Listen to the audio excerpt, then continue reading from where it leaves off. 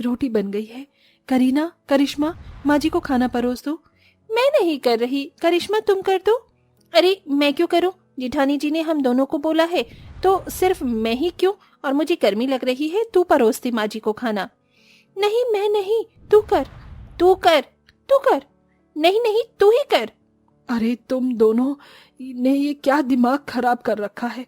वैसे ही इतनी गर्मी है, ऊपर से तुम लड़ रही हो। इतनी ताकत कहाँ से आ रही है तुम में? अपनी सास को एक खाना नहीं परोस सकती क्या? माफ कीजिएगा बड़ी, मैं बस आपको ही देने जा रही थी। ये करिश्मा भी ना। क्या? मैं क्या करी ना? अरे बस करो तुम दोनों, ये रोज रोज की महाभारत। जब देखो चूहे बिल्ली की तरह लड़ती रहती हो। तुम्हारे चक्कर में मेरी 2 रोटी जल गई, ऊपर से तुमने माँ जी को भी खाना नहीं परोसा।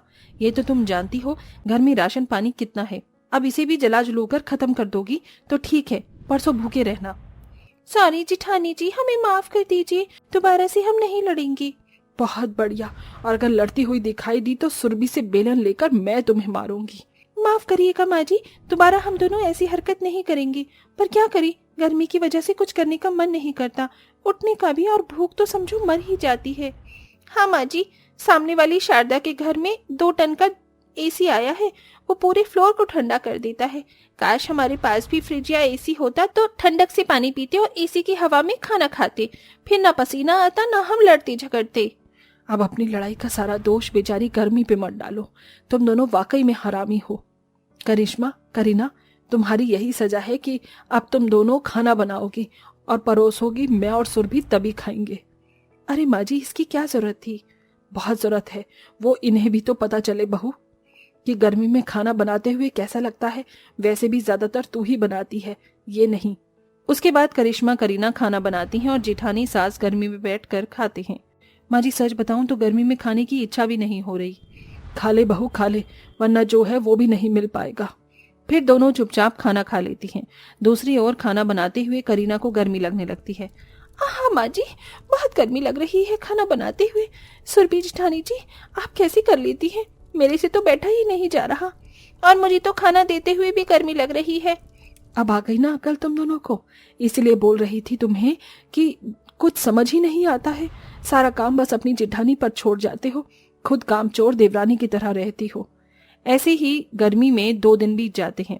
गर्मी ने घर में और बुरा हाल मचा रखा था। दूसरों के घर में कीर्तन के बुलावे पर जब तीनों बहू थोड़ी देर के लिए जाती हैं तो एसी की ठंडी हवा में बैठकर बहुत खुश होती हैं। अरे वाह, इनके घर पर एसी है, कितना अच्छा लग रहा है, बहुत ठंडी ठंडी हवा आ रही है ना करिश्मा, करीना? हाँ दीदी, इनको देखकर मन कर रहा है कि हम भी एसी लगवा लें। हाँ पर हम एसी लगवाएंगे कैसे? तुझे पता भी है कितने पैसे चाहिए होते हैं, और हमारे घर में तो खाने पीने के भी पैसे नहीं है। तुम बिल्कुल ठीक कह रही हो करीना। तभी एसी को देख मुस्कुराते हुए पार्वती करिश्मा को देख लेती है और फ्रिज का ठंडा पानी मुंह पर मार देती है। एकदम से करिश्मा छटपटा जाती है। अरे पार्वती, तुमने ऐसा करना जरूरी था क्या, वो भी सब लोगों के सामने? अरे मुझे लगा तुम्हें ठंडा पानी से मुंह धोकर अच्छा लगेगा। ये मेरे 5 स्टार फ्रिज का ठंडा पानी था जो मैंने तुम्हारे मुंह पर डाल दिया। शायद तुम खुली आंखों से सपने देख रही थी। पार्वती, तुम्हारे कहने का क्या मतलब है? बातें गोल गोल की तरह सीधी कह दो। और तुम्हें बेइज्जत करना था तो बुलाया है क्यों? मेरी सासू माँ ने आप लोगों को न्योता दे दिया था, वरना मैं गरीब लोगों को अपने घर में बिल्कुल ना बुलाऊं। बहुत आंखें फाड़ फाड़ के आपकी देवरानी मेरे एसी को देख रही थी। आप लोगों के घर में ना तो फ्रिज है, ना ही एसी, और ना ही इतनी ठंडक।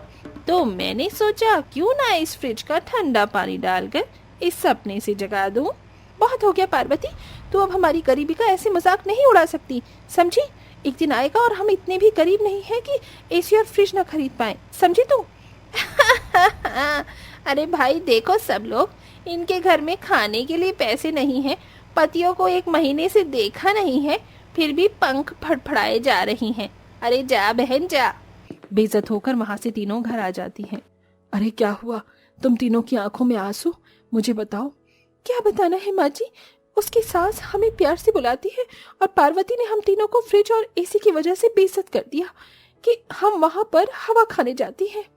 माँ जी, ऐसे तानों से तो अब मैं भी परेशान हो चुकी हूँ। काश हमारे पास इतने पैसे होते कि हम अपने घर में एसी और फ्रिज लगवा देते। देखो मेरे तीनों बेटे बाहर कमाने गए हैं ना, न जाने कब पैसे लाकर देंगे। ऐसी भरी गर्मी में एसी और फ्रिज बहुत महंगा होता है, लाना भूल ही जाओ। किसी तरह अपना पेट भर ले, हम वही बहुत है। अगले दिन सुबह सुबह गली में आम बेचने वाला आता है। सब लोग आम खरीदते हैं। तीनों बहू और सास को भी आम खाने का मन लल जाता है। माँ जी, क्या आपके पास थोड़े से पैसे हैं जिससे हम 1-2 आम ही खरीद के खा पाए? नहीं बहू, अगर ऐसा होता तो मैं उन्हें अब तक आम खरीद के तुम्हें खिला भी देती, पर आम खाना भी अब हमारे नसीब में नहीं है। आज तो माँ जी घर में भी खाने को कुछ नहीं है, पानी पीकर रहना पड़ेगा, या तो कोई काम ढूंढ लेते हैं। माँ जी, आज हम काम ढूंढने निकल ही जाएंगे।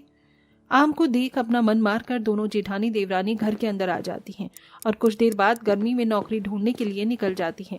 लेकिन गर्मी में कोई भी उन्हें काम नहीं देता और रोजगार भी नहीं था। उस दिन बेचारी सास बहू पानी पीकर ही सो जाती हैं और अगले दिन किराया न दे पाने की वजह से मकान मालिक भी उन्हें घर से बाहर निकाल देता है। जिसके बाद वो गर्मी में तीनों सास बहू भटकती रहती हैं और हताश होकर एक पेड़ के नीचे बैठ जाती हैं। अगर ऐसे ही चलता रहा और हमें नौकरी नहीं मिली तो हम क्या खाएंगे पिएंगे? पता नहीं दीदी, अब तो मुझे भी कोई रास्ता नहीं सूझ रहा। तभी जिस पेड़ के नीचे वो सब बैठी थी, उसी आम के पेड़ से एक आम नीचे गिरता है और जादुई रोशनी में बड़ा होकर इंसानों की तरह हाथ पैर नाक मुंह वाला बन जाता है। मैं हूँ आम राजा। क्यों हो तुम परेशान, जरा बताना। अरे तुम तो बोलने वाले आम लगती हो, कैसी जादू से बड़ी हो गई? तुमने बिल्कुल सही पहचाना, मैं जादू बोलने वाला आम हूँ। बताओ क्या परेशानी है? मैं तुम्हें ऐसे रोता हुआ नहीं देख सकता, मैं लोगों की मदद करता हूँ। अब मैं तुम्हें अपनी परेशानी क्या बताऊं? बीते पल में घर भी छूट गया, न रहने खाने को जगह है और न ही गर्मी से पीछा छुड़ाने का कोई रास्ता। बस इतनी सी बात, ये लो आम की गुठली। अब तुम जहाँ अपना घर बनाना चाहती हो उस जगह इसे बो दो और पानी डाल दो। पानी डालने के बाद वहाँ एक आम का पेड़ आएगा, उसी आम से तुम अपना घर भी बना सकती हो। उसे आम को बेच भी सकती हो और खा भी सकती हो। और गर्मी से बचने के लिए आम का एसी भी बना सकती हो। क्या सच में जादुई आम ऐसा सच में हो जाएगा ना? 100% दादी हो जाएगा। तभी सुरभि वो आम की गुठली लेकर एक खाली जगह जाती है और उसे मिट्टी में दबाकर उस पर पानी डालती है। देखते ही देखते जादुई रोशनी में एक बहुत बड़ा आम का पेड़ आ जाता है, जिसे देख तीनों सास बहू हैरान होती हैं। अरे वाह, ये तो सच में आम का जादुई पेड़ निकला। चलो अब हम जल्दी से इस आम का घर बना लेते हैं। माँ जी को बहुत गर्मी लग रही है धूप में। हाँ ठीक है, चलो देवरानी काम पर लग जाओ। तब आलसी देवरानी भी जिठानी के साथ मिलकर जादुई आम के पेड़ से आम को तोड़ तोड़ के एक आम का घर बना लेती हैं, जो कि दिखने में बहुत ज्यादा सुंदर और मन को भाने वाला था। घर के अंदर जाकर सास बहू बहुत खुश होती हैं।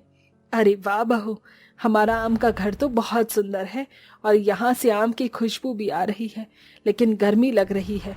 अरे हाँ, जादू ने ये कहा था कि इसका हम कुछ भी बना सकते हैं।